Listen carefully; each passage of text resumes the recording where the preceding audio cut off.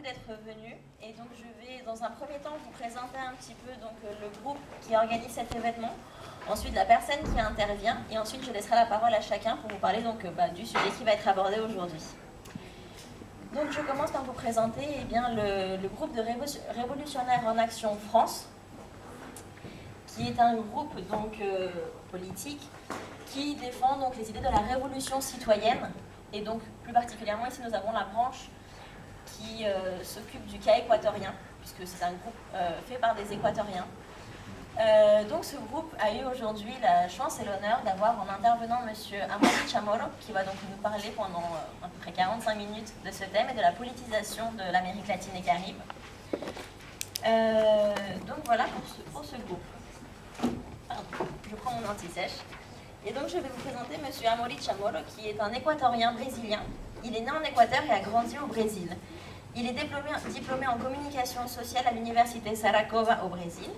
Il a également eu un master en communication politique de l'université de Barcelone. Je trouve en tout cas sur son blog assez clair et assez simple à comprendre pour les personnes qui ne sont pas forcément, qui n'ont pas forcément approfondi leurs connaissances dans ce domaine. Pardon. Je vais donc dans un premier temps laisser la parole à la première coordinatrice et au deuxième coordinateur qui vont donc du coup présenter un petit peu ce projet et ensuite je laisserai la place à M. Amaury.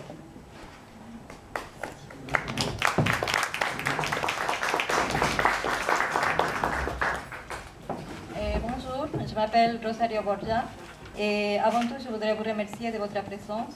C'est très important pour nous et pour l'Équateur. Je représente le collectif révolutionnaire en action équatorianos en France. En tant que citoyen équatorien, notre indignation est très grande face à la trahison dont notre patrie est fait objet de Lenín Moreno, actuel président de l'Équateur. Cette trahison se traduit par les pactes de ce gouvernement et les partis politiques de droite, comme Creo de Guillermo Lasso, et l'extrême droite como les social-cristianos de Jaime Nebot, les partis roldosistas de Abdallah Bucaram et l'MPD de César Trujillo, qui est actuellement le président du Conseil de participation citoyenne transitoire. On peut dire qu'il est pratiquement le nouveau gouverneur de l'Équateur. Bueno, de manera breve y pasando la traducción también para no demorar mucho las frases, pero es un honor estar aquí en París, pudiendo compartir un poco de lo que está sucediendo en nuestro continente. Bonjour à toutes et à tous. Que junto a la comunidad de hermanas y hermanos ecuatorianos, latinoamericanos y franceses trabajaron para la realización de esta conferencia. También quiero saludar afectivamente a mis hermanas y hermanos de Cuba, de Venezuela, Nicaragua, Bolivia y a tantas otras nacionalidades que vienen a debatir este tema central en América Latina y el Caribe, y también para los movimientos políticos de izquierda. Mi solidaridad incondicional al pueblo venezolano, de Nicaragua y de Cuba, que resisten con rodilla en tierra todo el acoso mediático, económico, militar de los Estados Unidos y de Europa. También quiero mandar un especial saludo al presidente Rafael Correa por su ejemplo de lucha y resistencia frente a los abusos judiciales que enfrenta. Un fraterno saludo y solidario también al presidente Lula da Silva do Brasil y al vicepresidente Jorge Glass de Ecuador, que actualmente ambos se encuentran detenidos por las arbitrariedades de un sistema judicial que no respeta los marcos legales de sus países. Lo mismo a Julian Assange, a quien lo considero un héroe del siglo XXI, un militante que ha dado su vida por combatir la posverdad y el lawfare. Julian, si un día nos escuchas, quiero que sepas que eres un ejemplo para todos nosotros. El mundo hoy no puede expresarse en las urnas libremente. Brasil, con sus 142 millones de electores, tiene vulnerado su derecho a elegir libremente. El actual líder de las encuestas, el expresidente Luis Ignacio Lula da Silva, que hasta hace 3 semanas gozaba de una intención de voto de casi 50%, es impedido de participar de las elecciones presidenciales, quebrantando así un derecho fundamental del pueblo brasileño. El expresidente Lula no solo no puede participar de la contienda, sino que, como es mundialmente sabido, se encuentra preso por una ilegítima, ilegal, inmoral e inconstitucional condena de 12 años de cárcel. Faltan 7 juicios más. Es importante recordar que hace un poco más de un mes el Comité de Derechos Humanos de la ONU expresó al gobierno brasileño que no se debería impedir al expresidente Lula de presentarse a las elecciones presidenciales del 2018 hasta que se hayan completado los recursos en los tribunales mediante procedimientos justos. Según las leyes brasileñas, el expresidente Lula siquiera podría estar preso como está previsto en el artículo 5 de la Constitución, que dice que toda persona se considera inocente hasta que haya sido declarada culpable por una sentencia juzgada en última instancia. Y el Código de Proceso Penal, en su artículo 283, establece que nadie podrá ser preso sino en flagrante delito o por orden escrita y fundamentada de autoridad judicial competente, en decurrente de una condenación de última instancia. El elemento de participar de las elecciones es la consolidación de un comportamiento ilegal y autoritario por parte de una estructura judicial que actúa al margen de la Constitución y del derecho internacional, y que con el apoyo de las grandes corporaciones mediáticas han enrumbado a toda América Latina y el Caribe por una senda de arbitrariedades judiciales auspiciadas por las empresas privadas de comunicación, para que sean percibidas por la ciudadanía como cruzadas anticorrupción y de moralización de las sociedades latinoamericanas.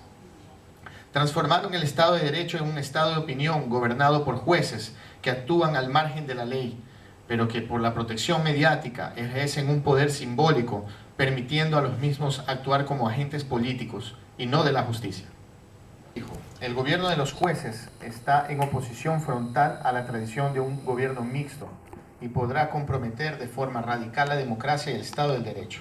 El papel del judiciario es permanecer como un poder oculto a ser activado por los otros poderes en casos previstos de ley. Es en ese marco conceptual que denominamos lawfare, también conocido como el fenómeno de la politización de la justicia, los jueces y fiscales que se arrogan una suerte de legitimidad política y social que no es inherente a sus funciones. Este actuar ha interrumpido el muy corto periodo democrático y reciente que ha vivido América Latina y el Caribe. Hace menos de 3 décadas, todo el continente estaba inmerso en dictaduras militares que no solo cerraron las cortes constitucionales, sino que cesaron los parlamentos, como también crearon sus propios tribunales de la muerte para secuestrar, detener, torturar y asesinar centenas de miles de niños, jóvenes, hombres y mujeres. No es casualidad que Lula, Mujica, Dilma, Lugo, Sánchez Serén, Ortega, entre otros, que en ese entonces fueron objetivos militares de esas mismas dictaduras, hoy sean víctimas de esta persecución mediática, política y jurídica por medio de jueces que pisotean el más mínimo sentido común. Ya que es desde el gigante sudamericano que se coordinan las acciones oscuras de las fiscalías y tribunales del resto del continente.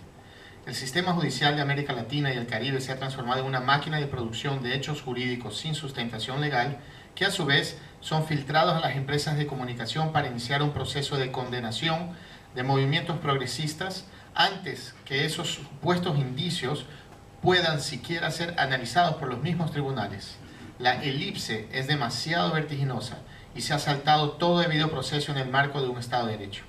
En el caso más emblemático de Ecuador, es del vicepresidente Jorge Glass, que condenado sin ninguna prueba por el crimen que no cometió. Según la Fiscalía General del Estado, el vicepresidente era beneficiado de un esquema de corrupción con la constructora Odebrecht, resultante de negociaciones de contratos firmados en el país. Para que exista un hecho de corrupción es indispensable que existan 2 figuras: el corruptor, que es quien corrompe y soborna, y el corrupto, que es quien recibe el beneficio de la corrupción. Lo más insólito es que en el caso de Odebrecht de Ecuador, el mismo fiscal ecuatoriano que acusó al vicepresidente pidió el retiro de la constructora y de toda su directiva del caso. O sea, en el mundo mágico de los fiscales de América Latina que actúan en los casos de Odebrecht, la empresa que supuestamente soborna políticos progresistas, solo los políticos de izquierda es que son juzgados y condenados.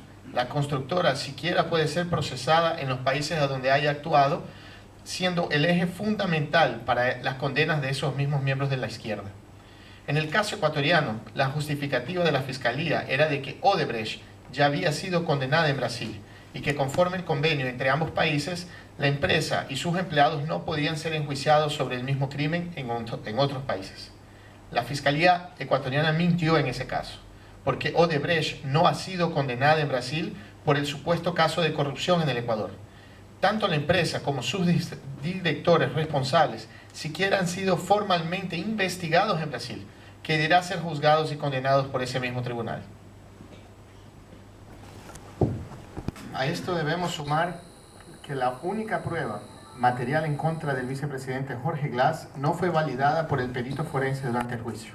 Según el informe entregado por el perito, la prueba era una memoria flash o un pendrive que contenía una plantilla de Excel con datos del control del flujo de pagos de la corrupción en el Ecuador. El perito jamás pudo comprobar la veracidad de ese dispositivo móvil del Excel o de los datos contenidos en él.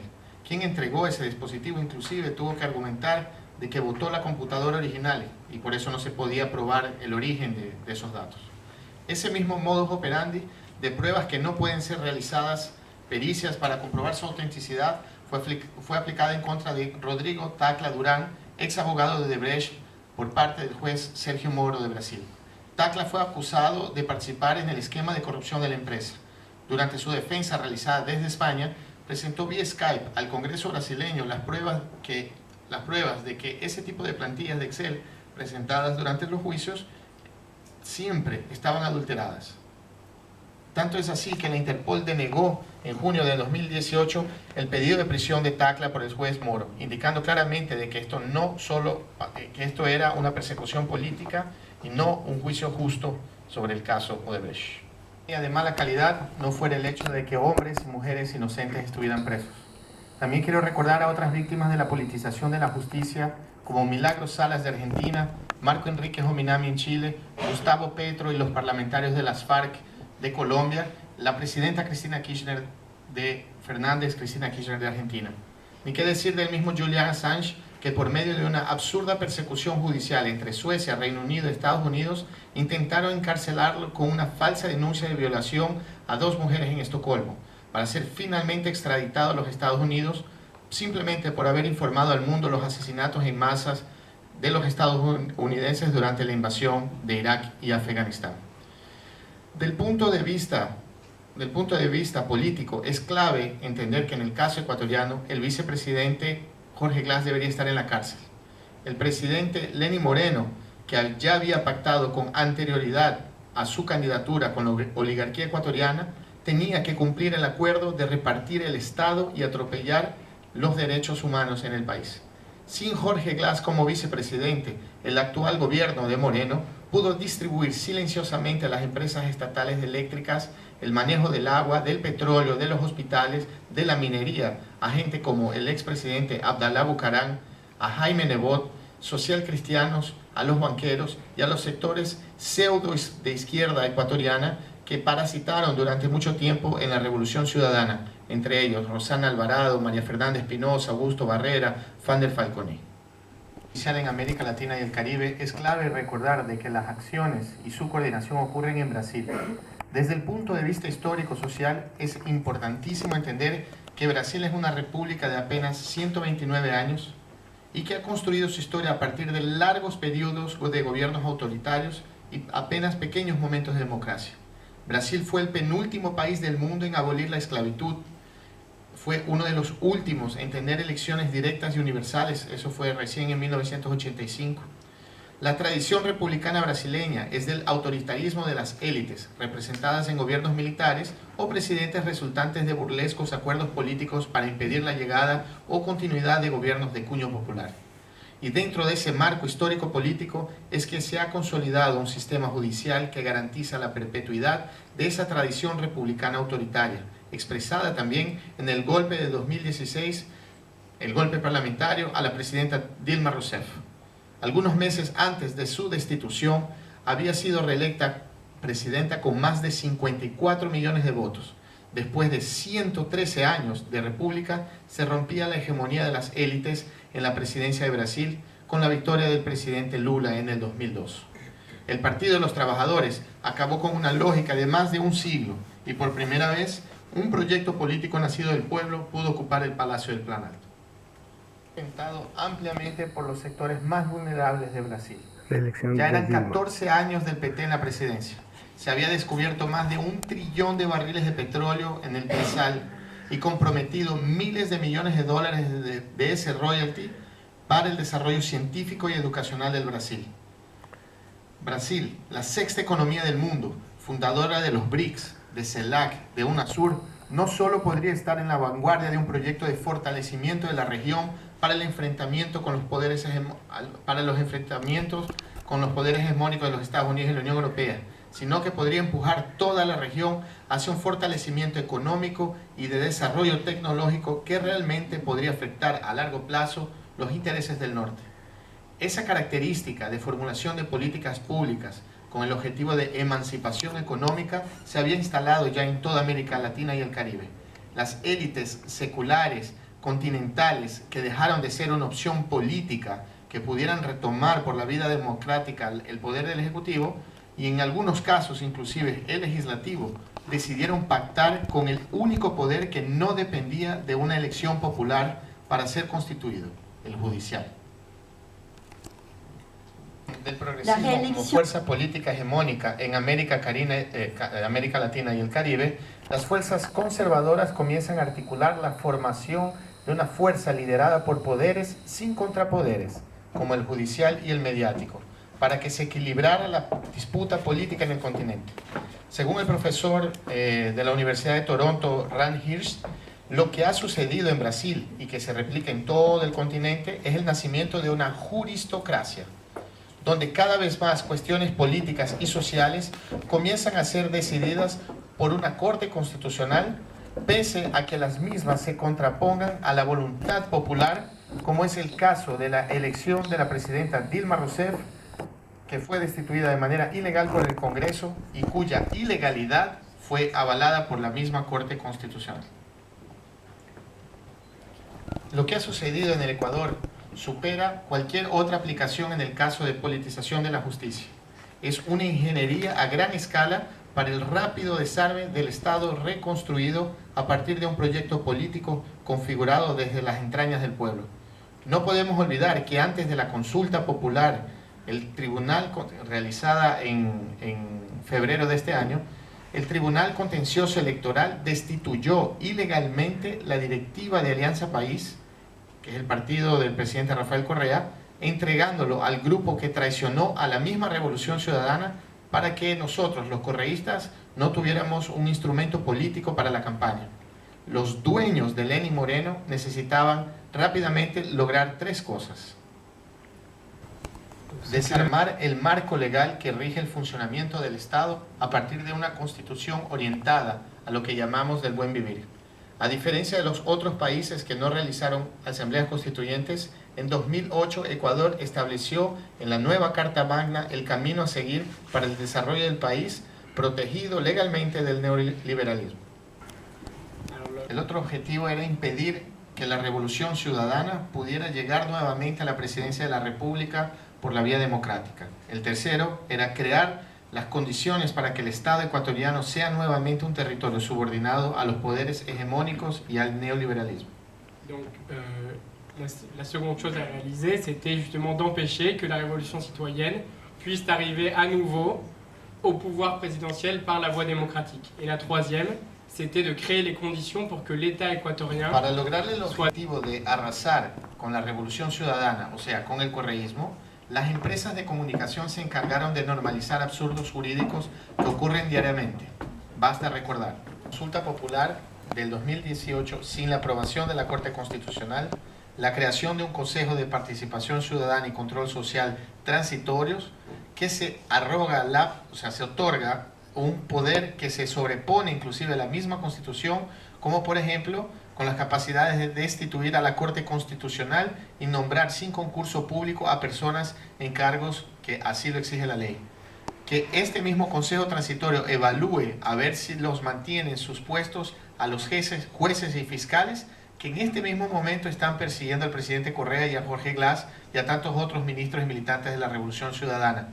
Nombrar inconstitucionalmente al fiscal nacional, que quedó en 8º lugar en el concurso cuando se postuló para ser fiscal y actualmente ocupa el cargo de subrogante, cargo que no existe en la Constitución, ya que él no pasó por ningún concurso público.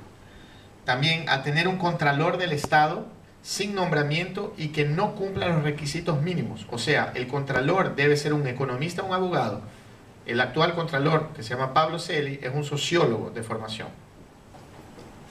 Es la era de la posverdad, de una hipervelocidad de la información en las redes sociales, de la modernidad líquida que Zygmunt Bauman siempre definió como este estado fluido y volátil de la actual sociedad, que más fácilmente se pueden confundir, donde más fácilmente se pueden confundir evidentes atropellos judiciales con un mal necesario en contra de la lucha por la corrupción.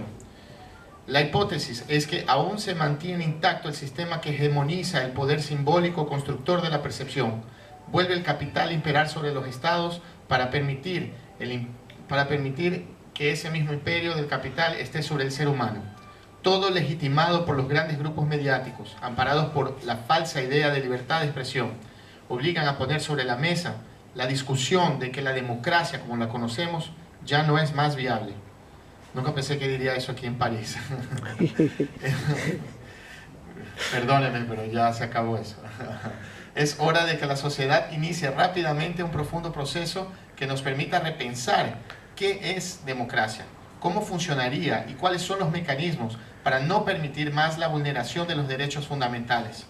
Pero eso debe ser repensado por los de abajo, por aquellos que fueron invisibilizados, por las víctimas del lawfare, es decir, por la misma ciudadanía que pudo lograr por un pequeño lapso de su historia que sus aspiraciones se transformaran en realidad.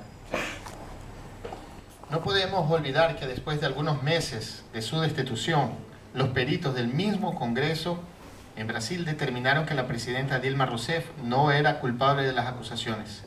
En ningún momento fue restituida a su cargo respetando la voluntad del pueblo brasileño. En ese mismo periodo, su ilegal sucesor, Michel Temer, había sido flagrado en audios donde desde la residencia oficial negociaba pagos de coimas. Como fue protegido por el mismo Congreso que destituyó a Dilma, pudo después de salvarse aprobar el congelamiento total de la inversión en la educación de Brasil por los 20 próximos años, entregando a las empresas multinacionales todos los royalties del petróleo, de ese presal que sería para la educación, que eran destinados obviamente al desarrollo tecnológico y científico. Y como si no bastara, también aprobó un perdón fiscal de casi 100.000 millones de dólares a las oligarquías brasileñas. Tampoco podemos olvidar que el presidente Rafael Correa lideró el nacimiento de una patria. Hasta su llegada como representación del pueblo al Palacio del Carondelet, el Ecuador era apenas un espacio físico entre Colombia y Perú, donde quedaban las Islas Galápagos. En revolución, las y los ecuatorianos pudieron expulsar la base estadounidense dentro del país, pudieron osar en darle el asilo a Julian Assange, pudieron renegociar los contratos petroleros con las multinacionales, pudieron declarar ilegítima e ilegal la deuda externa, de exigir la presencia de Cuba en la Cumbre de las Américas. Más que los incontables logros en materia económica y social, el Ecuador se transformó en una referencia para los países y movimientos políticos periféricos que buscaban esa emancipación. En Ecuador realmente se logró esa emancipación. Era un país que hace menos de 10 años regalaban los niños en las carreteras, en las calles, porque las familias no tenían cómo darles de comer. Era un país que expulsó 2 millones de hermanas y hermanos migrantes porque apenas 6 familias multimillonarias de banqueros se robaron todos los ahorros del pueblo ecuatoriano y se fueron a Miami. Instancias judiciales y la sociedad no tienen mecanismos para resolver estas grandes asimetrías legales, sociales y políticas. No podemos continuar afirmando que vivimos en una democracia. No sé siquiera si podemos continuar diciendo que coexistimos en repúblicas. En América Latina, Caribe, África, Asia, Oceanía, hasta la llegada de los europeos fuimos colonias subordinadas, después de la llegada de los europeos fuimos colonias subordinadas a una corona. Hoy somos estados soberanos, pero dependientes de los Estados Unidos. Aún seguimos en un proceso de resistencia. ¿Qué seremos mañana? Nuestros pueblos, nuestros movimientos sociales, nuestros partidos políticos y gobiernos progresistas deben repensarse. Hay que resignificarse y comprender de que el modelo político que nos permite votar ya no es suficiente para seguir o mantener un proceso de emancipación. Como sociedades debemos estar dispuestos a enfrentar esos callejones sin salidas de democracias participativas a medias y de falsas libertades de expresión. En Venezuela lo que ha sucedido básicamente es que sí se ha hecho un proceso profundo de refundación del país, ¿no? Como fue en Bolivia, como fue en Ecuador. Fueron los 3 únicos países que desarrollaron un proceso social de reconstrucción de un pacto social, la Constitución, ¿no? Entonces Venezuela ha conseguido resistir a eso. Bolivia ha conseguido resistir, pese a que en el caso venezolano es mucho más agudo por el tema del acoso militar, el acoso económico, financiero. En el caso de Ecuador, ¿qué es lo que ha sucedido? Los medios de comunicación crearon una matriz que justifica el atropello a la Constitución. Eso es lo que ellos están haciendo. Ahora, por otra parte, los procesos de criminalización, los procesos de control, los procesos que vienen desde la derecha, se han también organizado de una manera general en toda la región. Claro. Tenemos cómo es que se puede entonces conseguir un consenso, un trabajo para no nada más la resistencia, sino para promover las revoluciones sociales. Y ¿cómo ven ustedes desde Ecuador el caso mexicano en ese también trance que estamos viviendo, que es del año 2018, las elecciones presidenciales en 6 de nuestros países, y que tienden también a sufrir los mismos embates mediáticos de la economía dominante? Lo primero que hay que hacer es lo que yo propuse en la conferencia. O sea, ahorita es hora de que el progresismo, que los movimientos sociales, que los pensadores de izquierda sienten a mirar más allá del árbol y vean todo el bosque. Como están todos los movimientos bajo ataque, en este momento nadie está así, no, espera, pensemos bien qué es lo que está pasando. No, pues está todo el mundo perseguido político, enjuiciado, entonces hay un nivel de acoso mediático y todo lo demás. Entonces es muy difícil en este momento que los movimientos progresistas que están bajo ese acoso puedan repensar qué hacer. Lo que sí es correcto, lo que sí es necesario, no correcto, lo que sí es necesario es que debemos entender de que la democracia hoy día, como la conocemos, fundada aquí en París, nacida aquí en Francia, es muy irónico.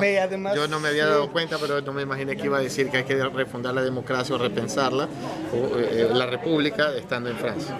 ¿No? Entonces, los padres de esos conceptos. ¿Qué es lo que padres y madres de ese concepto? No puede ser más que la posverdad, que los medios puedan bloquear la comprensión de la realidad a tal punto que el mismo sistema judicial, la misma Corte Constitucional, que debería defender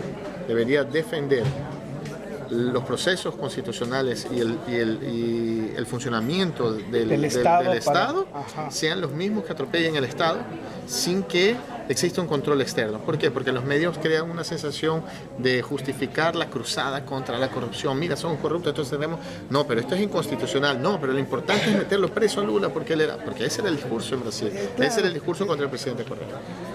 Bien. Nuestro resultado como gobierno y como proyecto político en algunos casos ha profundizado el mismo capital. ¿Cómo valora usted? ¿Perdón? ¿Cómo valora la gira? Bueno, yo tendría una pregunta. Si usted sabe si hay un tipo de conexión entre Estados Unidos y los aparatos judiciales de América Latina. Yo hago esta pregunta porque sabemos que todo eso nació, el asunto de Odebrecht, desde Estados Unidos en 2016, que el asunto de Petrobras nació también de Estados Unidos, del espionaje de Tilma y de Petrobras por la NSA. Entonces, ¿hay una conexión o es una teoría del complot de pensar que viene todo eso de Estados Unidos?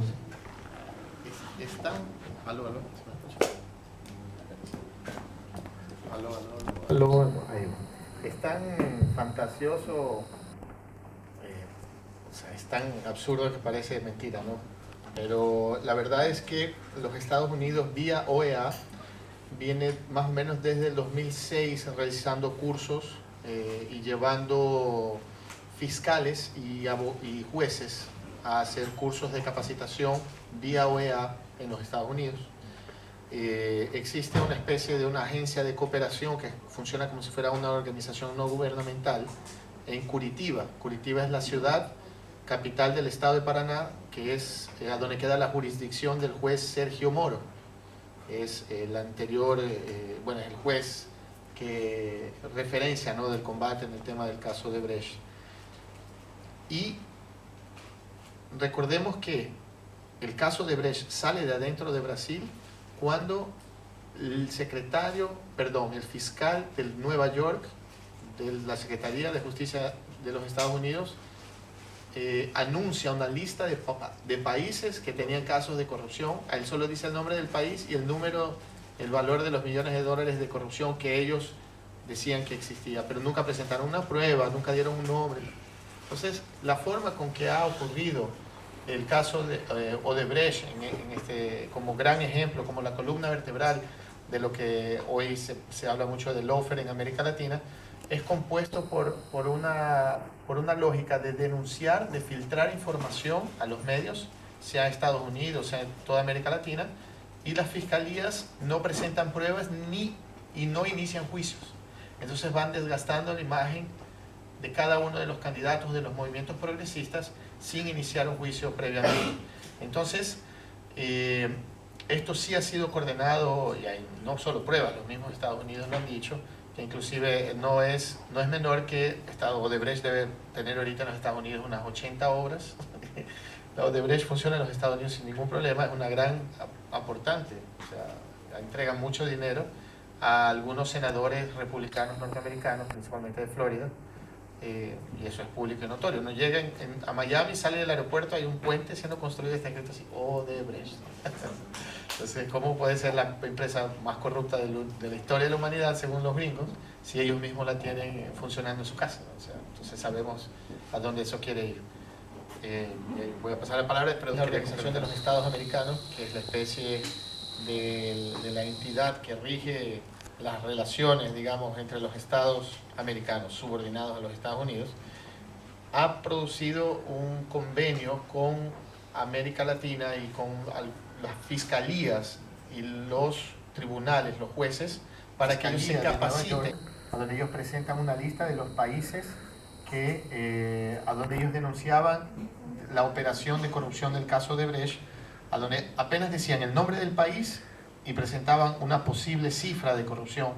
Nunca hasta ahora no han presentado una sola prueba, no han presentado los nombres, nada. Entonces, ¿cuál es el objetivo de ellos? Generar hechos mediáticos para poner bajo duda éticamente a los movimientos progresistas, sus dirigencias, sus gobiernos, para que obviamente se afecten a lo largo de los procesos electorales, haciendo que la opinión pública sea más favorable a combatir esa supuesta corrupción dicha por los norteamericanos, en vez de entender más profundamente o realmente comprobar de que esas denuncias comunicacionales tenían algún tipo de sustentación jurídica. Un acuerdo con Odebrecht de total secreto sobre lo que sucede en el juicio entre ellos. Entonces las fiscalías de toda América Latina van hasta Brasil y Brasil decide lo que le entrega o no a esas fiscalías en los países para que ellos vuelvan y con eso enjuicien. Fue así que el fiscal del Ecuador vuelve con un pendrive, con una flash de Brasil, indicando de que aquí dentro estaba la prueba de la corrupción del vicepresidente de la República, y a su vez, cuando él presenta la prueba, él retira del juicio a Odebrecht, porque eso era parte del convenio firmado entre Brasil y la empresa. O sea, es un atropello absoluto al derecho internacional que inclusive rompe la normativa del acuerdo penal que hay entre del sistema interamericano penal, ¿no? Entonces, hay una ruptura absoluta del funcionamiento de las relaciones y del Estado de Derecho entre los países y el funcionamiento de la jurisprudencia en materia penal. Y esto es absolutamente sabido por todos, pero obviamente los medios de comunicación no lo dicen. ¿Ustedes se imaginan que la máxima autoridad de la Unión Europea salga de Bélgica y se vaya a la frontera con Turquía y diga que la OTAN debe invadir Turquía, porque Turquía no es una democracia y porque es una dictadura, entonces tenemos que bombardear y destruir el país y abrir un corredor humanitario? Hizo Almagro, el secretario de la OEA, de esa misma organización de los Estados Americanos, fue hasta la frontera, en Colombia, hasta la frontera en Venezuela, dio una entrevista, habló en vivo, pidiendo a la comunidad internacional a invadir Venezuela. O sea, eso no es coincidencial, eso es obviamente una estrategia en este momento de presión sobre la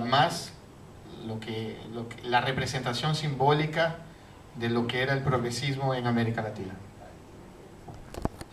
Donc c'est exactement ce que Almagro, qui est le président de l'OEA, l'Organisation des États américains, le secrétaire général, merci beaucoup, merci, le secrétaire général de l'OEA, il est allé justement à la frontière entre la Colombie et le Venezuela et il a demandé à la communauté internationale d'envahir le Venezuela.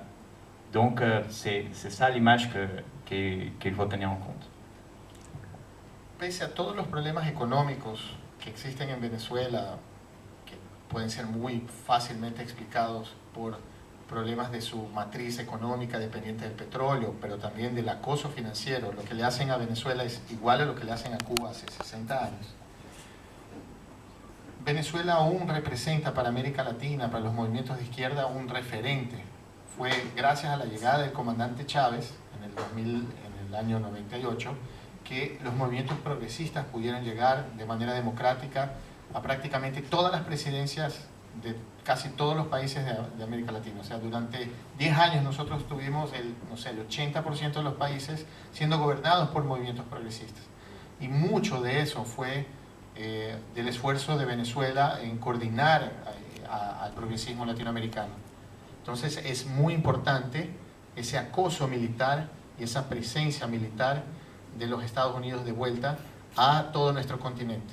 Volvieron a Brasil, volvieron a Argentina, volvieron al Ecuador, ya estaban presentes en Perú, que ahora llegó una flota, bueno, había un portaaviones en las costas peruanas y sabemos de las 8 bases norteamericanas que siempre han existido dentro de Colombia por la cuestión del conflicto con la guerrilla. Entonces, no es menor lo que está sucediendo, no es una fantasía de película, es realmente algo que va de la mano con un proceso de poner contra las cuerdas a los movimientos progresistas en términos de que todos son acusados de corruptos y a su vez una arremetida militar con la llegada de más fuerzas extranjeras. ¿Para qué? Ya lo digo. No por una cuestión económica, no por el... Los venezolanos ya me han retado por eso, pero yo digo que los Estados Unidos no tienen interés en los recursos naturales de Venezuela, porque igual los compran. O sea, Venezuela nunca ha dejado de vender un solo barril de petróleo en los Estados Unidos desde que llegó el comandante Chávez, y está correctísimo en hacerlo. Pero la capacidad de esa producción simbólica de resistencia, de llevada de un modelo social, de distribución de los recursos naturales a la gente, construir universidades, casas. O sea, Venezuela dentro de este acoso económico y de este acoso militar ha construido 2 millones de viviendas entregadas gratuitamente a la gente. Gratis, las ha entregado a las personas, con todas las dificultades económicas. ¿Qué quiere decir? Esa capacidad de resistencia es un ejemplo, es un peligro para la disputa política en el continente. Y es eso lo que en Ecuador ahorita se transforma también como, como que hubieran avanzado territorialmente. O sea, reconquistamos el país por la vía democrática, ¿no? Obviamente gana Lenín Moreno en las elecciones. Entonces ahora yo permito, Lenín Moreno atropella la Constitución, permite la instalación de Fuerzas Armadas norteamericanas de vuelta al Ecuador, lo que es inconstitucional. Y a partir de eso yo tengo más capacidad militar de operar dentro de la región y a su vez retiro del ALBA, ¿no? Que es la asociación, son los países resultantes que se unieron, Ecuador, Bolivia, Cuba, Nicaragua, El Salvador, Venezuela, que se juntan como forma de respuesta a un proceso de tentativa de dominio, ¿no? con el ALCA.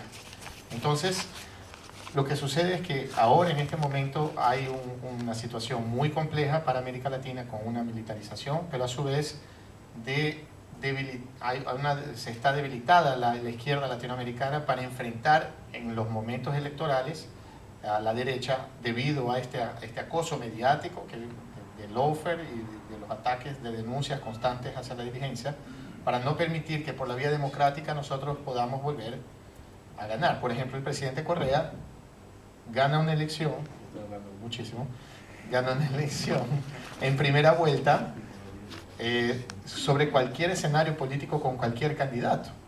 ¿Qué quiere decir eso? Quiere decir que el proceso progresista podría continuar por la vía democrática electoral, no obstante, la derecha lo que hace es inviabilizarlo con una denuncia penal absurda para impedir que pueda volver a la presidencia de la República por las vías democráticas en los años 60, 70, Nosotros tuvimos en América Latina el primer presidente socialista, declarado socialista, electo democráticamente del mundo, que era Salvador Allende. Lo mataron, ustedes saben esa historia. Llegan las dictaduras militares en toda América Latina, impidiendo que un proceso, que movimientos socialistas llegaran a las presidencias de la República. Los persiguieron, los mataron, en países los desaparecieron por completo. Se acaban las dictaduras y después de eso entramos en un periodo de tentativa de recuperar ese sentido del espíritu democrático que se representa a través del voto directo. El hecho de que yo puedo votar quiere decir que yo estoy ejerciendo mi derecho y que existe entonces un sistema del cual mi expresión sobre la voluntad o sobre lo que yo quiero de mi país va a ser escuchado y va a ser cumplido. Entonces, después de las dictaduras en América Latina, debemos tener un periodo promedio de unos 25 años de democracia. 25 años de democracia dividido por 4 años de promedio son 6 mandatos presidenciales, ¿no? Ustedes, bueno, aquí en Francia, Europa, tienen una historia de siglos votando. En América Latina, a partir de los 80, por primera vez es que existe el voto universal, a donde casi todos los países podían votar las mujeres, los hombres, los afrodescendientes, los indígenas, los analfabetos. En Brasil hasta el año 80 prácticamente no podían votar los analfabetos, porque no sabían leer y escribir, entonces estaba prohibido votar. Imagínense. Entonces, ahora que experimentamos un proceso a donde existe el supuesto voto universal, el voto universal existe, pero que eso representa entonces un modelo democrático, yo me enfrento a una maquinaria que de alguna manera ayuda a primero interrumpir que esa expresión democrática pueda existir. ¿Por qué? Porque yo a través del poder ejecutivo, poder judicial, yo creo mecanismos que impidan a los partidos políticos que son de expresión popular, esa es la diferencia. En el caso de Brasil, el ex candidato de derecha, Aécio Neves, tiene 70 denuncias de corrupción en el caso de Brecht. Él ahorita es candidato a senador. Tiene 70 denuncias y no ha sido enjuiciado. ¿Por qué? Porque hay una opción por parte del sistema judicial de quién va a juzgar. Entonces, ¿qué sucede a partir de eso?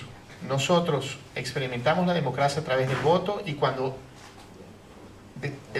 el pueblo gana la presidencia de la República en prácticamente todo el continente americano, los medios de comunicación, las empresas de comunicación crean una matriz, eso es más que comprobada, está documentada, de que estos modelos progresistas no son viables para el continente porque de alguna forma son corruptos o de alguna manera yo creo juicios de valor sobre ellos golpeándolos directamente. Eso sumado al impedimento legal me da la sensación de que pese a que yo voto, el ejercicio del voto durante la dictadura no existía, ahora existe. Entonces esa es la justificativa de que existe la democracia con un sistema judicial que no te permite un equilibrio de la participación de la disputa en una elección, al mismo tiempo en que los medios de comunicación juegan en tu contra, absolutamente.